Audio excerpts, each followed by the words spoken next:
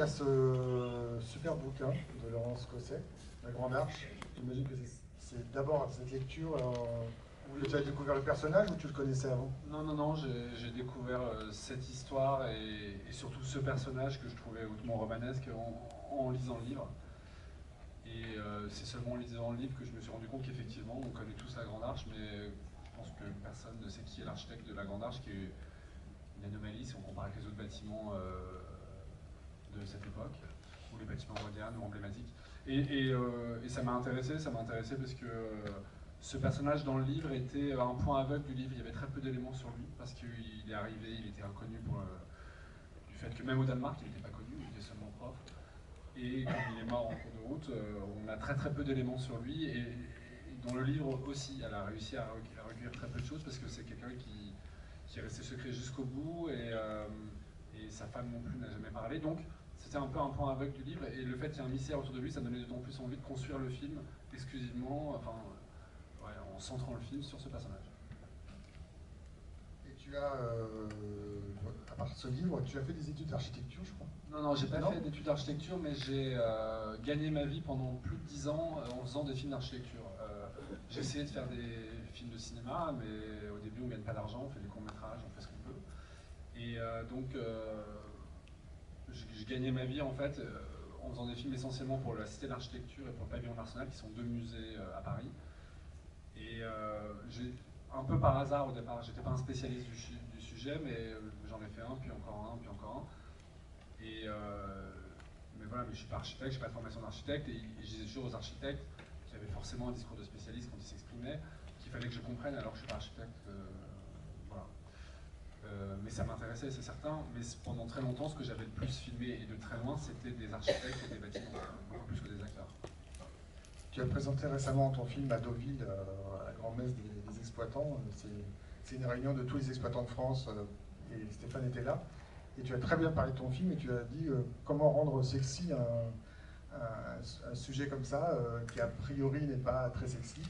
Bah, c'est sûr que quand je suis allé voir mon producteur, puis après quelques producteurs on allait voir des financiers, moi j'étais un peu embarrassé. Je disais voilà, on va faire un film sur l'architecte de la Grande Arche de la Défense. Sur le papier, je sais pas ce que vous en avez pensé quand vous avez vendu le film. On se dit on va s'ennuyer, quoi. Enfin, ça paraît rébarbatif. Mais c'est vrai, quand j'ai lu le livre, j'ai vu que c'était captivant. Après, les questions d'architecture, c'est aussi des questions esthétiques qui, moi, m'intéressent. Et les questions d'architecture, en particulier sur un bâtiment comme celui-là, qui est un bâtiment public, bah, c'est aussi des questions en fait, d'ordre politique qui se posent. Quelle place on accorde dans l'espace public à un bâtiment, quels sont les espaces privés, publics. En fait, les questions d'architecture, c'est des questions qui nous concernent tous. Donc en réalité, c'est plus intéressant que ça n'y paraît, mais il se trouve qu'on est peu sensibilisé, je pense, à l'architecture. On a des cours de musique à l'école, et c'est très bien, on a des cours de dessin, et c'est très bien. On devrait avoir une initiation à l'architecture. On passe 95% de notre temps dans l'environnement bâti, et pourtant on ne questionne jamais, tiens, pourquoi un bâtiment est comme ça, quelle est son histoire, comment on en est arrivé à ces typologies-là de bâtiments, qu'est-ce qui les conditionne, espace public, espace privé. En fait c'est passionnant. C'est passionnant, mais c'est pas très sexy. Mais là, voilà, ça s'incarne en fait avec ce personnage. Je l'ai dit tout à l'heure, c'est un personnage romanesque. Donc d'un seul coup, cette histoire, elle s'incarne. Et j'aimais aussi que cette histoire se passe au début des années 80. Mais ça nous interpelle aujourd'hui parce que c'est une époque qui est pas si lointaine, qui pourtant paraît très lointaine. Je trouve que par contraste, on est étonné. On voit que Mitterrand a une volonté politique, on voit que Mitterrand a une vision. Aujourd'hui, on est complètement orphelin de toute vision et de tout projet. On voit aussi qu'il y avait eu des moyens hallucinants en France. On voit la pyramide de Paye qui est en chantier aussi, qui est un autre projet très ambitieux et assez radical. Aujourd'hui, évidemment, on ne parle que de déficit et comment l'endiguer. Donc, on a basculé, et le basculement, on le vit pendant le film, c'est le moment de la cohabitation, et où on passe dans un ordre libéral qui est beaucoup plus pragmatique et qui est toujours l'ordre dans lequel on est. Et Spreckelsen, lui, il prend ce virage de plein fouet, il encaisse même dans sa chair. Donc voilà, ça permettait, avec un personnage, de raconter ça. Je vous laisse la parole, n'hésitez pas. Ouais, j'arrive.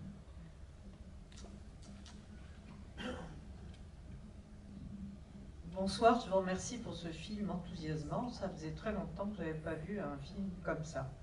Bravo. Merci. En plus, alors là, je voudrais avoir, il y a Je trouve que le casting est formidable. Comment avez-vous eu l'idée comme ça de réunir, que ce soit Michel Faux qui est du théâtre, Swan Arlo, et puis cet acteur formidable aussi, et Xavier Dolan aussi. Comment ça vous est venu? Ça s'est fait progressivement, disons qu'on a construit quand même le casting. Il fallait commencer par Spreckelsen, par le rôle principal. Et je pensais que Claes Bang, qui joue le rôle de Spreckelsen, je pensais qu'il était suédois, du fait que je l'avais vu dans The Square, qui est un film suédois.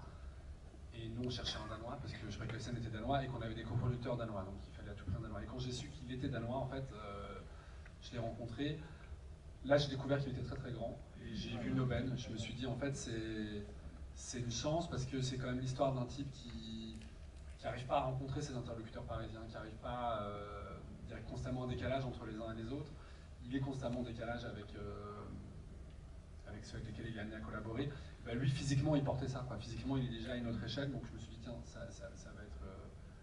c'est une chance. Et après, il me fallait une femme qui ait autant de tempérament, autant de caractère que lui, qui soit pas... Et là, Sitze Babette Knudsen, elle avait ça, c'est-à-dire qu'avec un rôle qui reste un rôle secondaire par rapport à lui, elle a suffisamment de présence, je trouve, pour donner le change immédiatement à Claes Bang et pour exister. Et voilà. Et après, moi j'ai beaucoup pensé en termes de contraste. Je me disais à côté de Claes Bang, qui est par sa nature et puis à cause du rôle assez granitique, assez comme ça, inamovible, parfois un peu sombre, etc. Il fallait qu'il y ait autour des personnages qui gravitent, qui bougent dans tous les sens. Et là, Xavier Dolan, c'était l'exemple même de ça. Dolan, il a une énergie, il tourbillonne, il y a un truc qui... Et ça, j'aimais bien. Je me disais, ça apportera un contraste qui sera salutaire.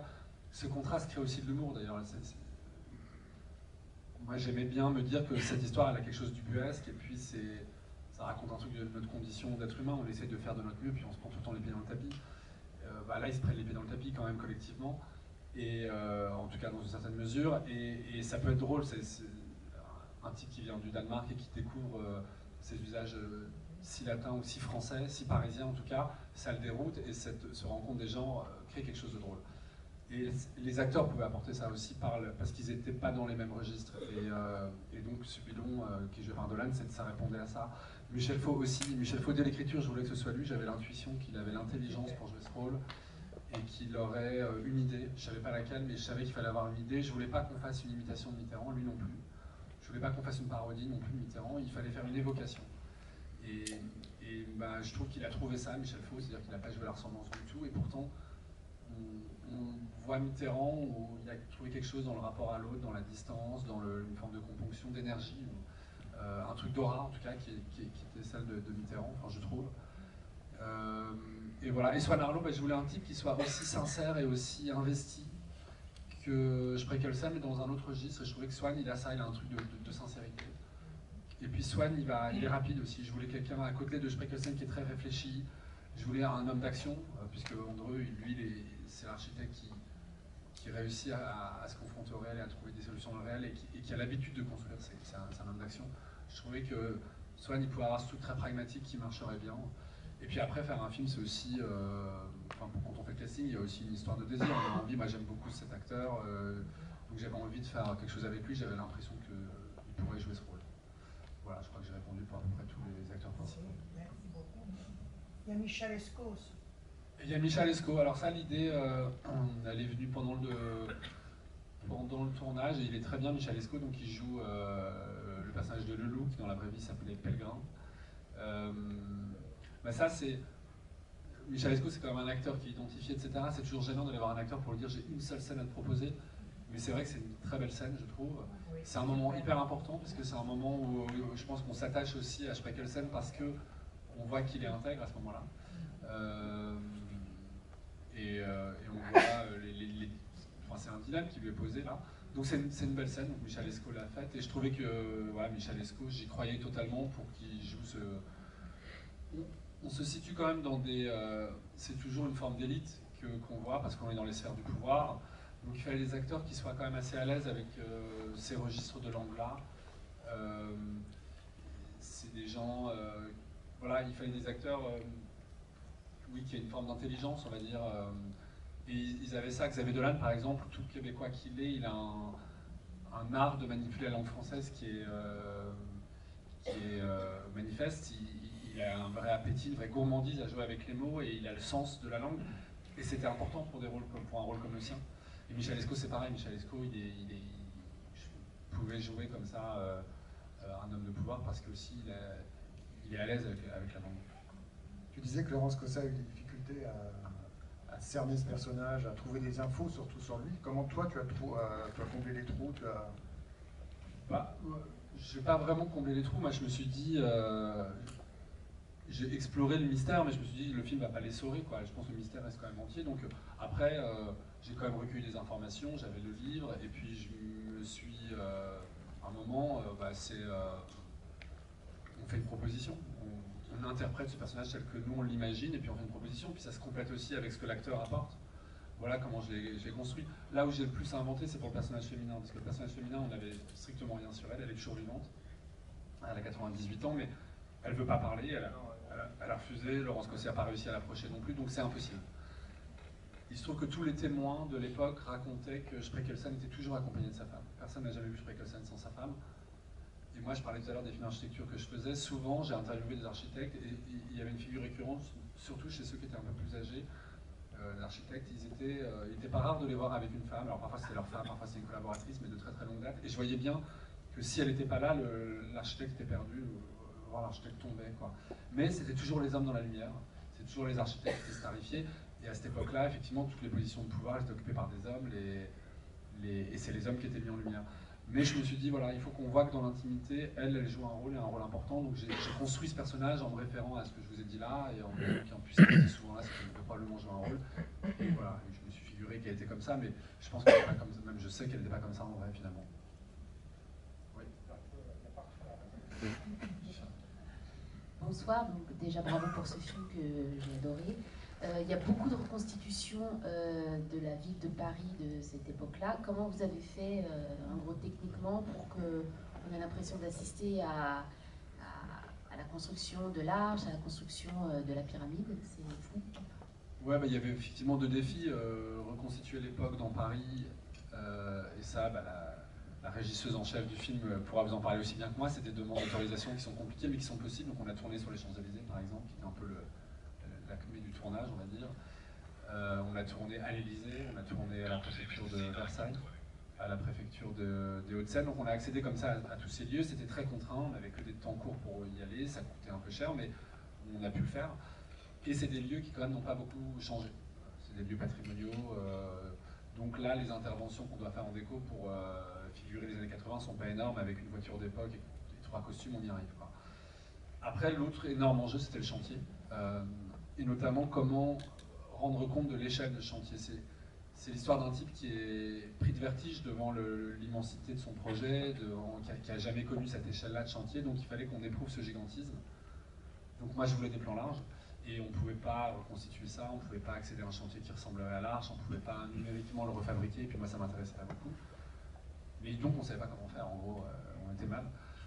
Et donc je montrais souvent à la fille qui faisait des VFX des photos en disant mais regarde comment on peut faire ça, comment on peut faire ça. Puis à un moment elle m'a dit bah voilà, si ce qu'on peut faire, elle m'a dit c'est regarde, si on prend cette photo et qu'on décide que cette photo c'est un plan du film, si c'est vraiment le cadre du film, bah tu peux mettre des personnages dans la photo, et moi j'animerai les éléments de la photographie qui doivent l'être, et ça deviendra un plan du film. Et c'est comme ça qu'on a fait les quelques plans larges du film, quand ils sont sur la passerelle, quand Mitterrand marche sur les dalles, etc. C'est des photographies préexistantes, parce que ce chantier a été énormément documenté, énormément médiatisé du fait que c'était un chantier phare, et qu'on a animé. Et moi, je savais qu'avec ce film, inévitablement, j'allais avoir beaucoup d'effets spéciaux. Je savais aussi qu'on n'avait pas non plus des moyens délirants.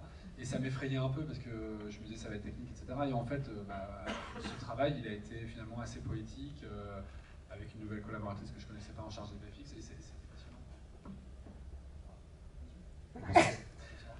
D'abord, merci pour ce film que j'ai trouvé passionnant aussi, et puis esthétiquement très fort. Moi j'avais une question, est-ce qu'on peut voir une mise en abîme dans ce film? C'est l'architecte, c'est un peu un réalisateur aussi, qui se cogne dans son idéalité avec les principes techniques, industriels, etc. Est-ce qu'il y a une part de vous dans ce personnage? Oui, c'est incontestable qu'il y a des points communs et que ça m'intéressait beaucoup. En tout cas, ce qui m'intéressait, c'était que le nœud de ce personnage, c'est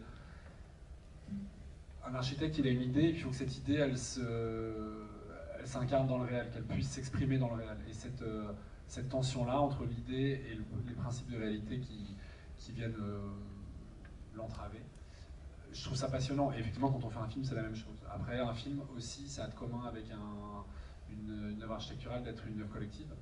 Donc, on peut vraiment faire plusieurs ponts comme ça entre les deux. C'est des prototypes dans les deux cas, etc. Donc, il y a des points communs, c'est indéniable. Et c'est sûr que moi, j'étais content de... Je me serais pas senti de parler d'un réalisateur, j'aurais eu l'impression que c'est trop nombriliste et puis que ça n'intéresse personne. En revanche, de pouvoir transposer sur un architecte avec la dimension politique que j'évoquais tout à l'heure, qui concerne l'architecture, etc., c'est sûr que ça m'intéressait énormément. C'est clairement le portrait d'un créateur, et puis on a vraiment les deux figures entre Andreu et Spreckelsen. Je pense que Andreu réussit à accomplir la vocation de l'architecte, qui est de trouver dans le réel des solutions. Il faut qu'à un moment même le réel soit un stimulant. Là où Spreckelsen, lui, s'arc-boute. Et je pense, j'admire Spreckelsen parce qu'il croit en ses idées, mais je pense qu'il a totalement tort, et je regrette qu'il soit incapable de cheminer dans le réel pour que ses idées prennent forme. Paradoxalement, merci pour votre film, paradoxalement, je sais que vous m'avez expliqué que Laurence Cosset avait très peu d'éléments pour monter cette histoire, vous en aviez guère plus, vous ne semblez pas prendre parti pour l'une ou l'autre des parties prenantes, ou toutes les parties prenantes de cette histoire, ni pour l'architecte, ni pour l'architecte réalisateur, ni pour les arcanes du pouvoir, ni pour l'opposition qui prend... C'était une volonté où vous aviez tellement peu d'éléments que les dernières scènes sont flagrantes, c'est-à-dire vous sauvez tout le monde a raison, n'importe quel réalisateur aurait pu faire des méchants et des gentils. Merci. Ouais, non, mais vous avez raison, et c'est totalement volontaire, c'est-à-dire que moi je veux, comme c'est Renoir qui disait, il faut que chaque personnage ait ses raisons, et je veux toujours mettre en évidence les raisons de chaque personnage. Et après, je veux aussi mettre en évidence que la réalité elle est complexe, et que souvent, Mitterrand par exemple, je trouve qu'on peut percevoir une certaine grandeur que j'évoquais tout à l'heure, dans le fait qu'il organise ce concours anonyme, ouvert, international, et il donne les clés du camion à un étranger, qui n'a jamais rien construit, mais il va au bout de son geste. Je trouve ça admirable. Et puis il y a vraiment une vision, comme je disais, et en même temps c'est vrai qu'il y a une part de lâcheté à un moment donné, voire d'inconséquence dans la manière dont cette affaire devient vraiment une gabegie politico-administrative, financière. Mais voilà, je veux qu'on voit les deux facettes. Et c'est au spectateur après de se dire qui sauve pas, mais c'est surtout pas à moi, et c'est pas ça qui m'intéresse. Votre film est formidable, outre le fait que vous soyez un grand metteur en scène, un homme qui savait diriger les comédiens, les mettre ensemble. Il y a quelque chose qui m'a beaucoup impressionné, c'est le travail sur le son et sur la musique. Elle est très prenante, cette musique, et le travail sur le son, on a l'impression, en écoutant la musique, que c'est le chantier qui se construit. On croit entendre les bruits du chantier qui se construit petit à petit. Je ne sais pas si vous êtes d'accord avec ça. En tout cas, j'adore cette interprétation. Je suis ravi que vous ayez entendu les bruits du chantier. Je ne me l'étais pas dit comme ça. Moi, quand j'écris un film, je ne sais pas quelle va être sa musique. Je n'ai pas une intelligence. Mais il y a des gens qui... C'est une de leurs portes d'entrée, la musique. Ils ont une intelligence qui passe par le son, etc. Moi, c'est pas le cas. Et j'ai une faible culture musicale d'ailleurs. Mais au moment du montage, à un moment, je sais qu'il faut de la musique. Là, il se trouve que je m'entends très bien avec ce compositeur qui s'appelle Olivier Marguerite. C'est la deuxième fois que je travaille avec lui. Et qu'il arrive à interpréter mon ignorance, on va dire. Donc moi, je lui fais part de désir. Et là, pour tout vous dire, je lui avais dit... parce que Spreckelsen accordait énormément d'importance à la musique. Il disait que c'était le premier des arts, loin devant l'architecture. Il disait que c'était l'art le plus pur. Il écoutait beaucoup de musique et il écoutait quasiment exclusivement Jean-Sébastien Bach. Donc ça, je l'avais dit à Marguerite, le compositeur. Donc je lui avais dit... Et puis après, c'était à lui de se débrouiller avec ça. Fais-moi une musique qui évoque le cube. Fais-moi une musique métrique. Et puis je voulais que quand il y a la musique, elle occupe pleinement l'espace. Je veux pas que la musique elle illustre une situation, je veux qu'elle crée un moment, une atmosphère. Donc il y avait certaines scènes où j'avais besoin, on va dire, d'un supplément d'âme, et je savais que parfois c'était à la musique de porter ça, et c'est quelques moments, parce qu'il n'y en a pas tant que ça la musique, mais quand elle est là, elle est totalement là. Et après c'est très empirique, moi le travail sur la musique, en plus c'est difficile d'en parler, donc il me propose des choses, je dis ce que j'aime, j'essaie de sentir pourquoi, je dis ce que j'aime pas, et pareil, et puis à un moment, il y a une évidence. Elle n'est pas signifiante, cette musique, et elle met en lumière les sentiments des personnages au fur et à mesure qu'ils se déroulent. Leur peur, leur colère, leurs enthousiasmes. Je trouve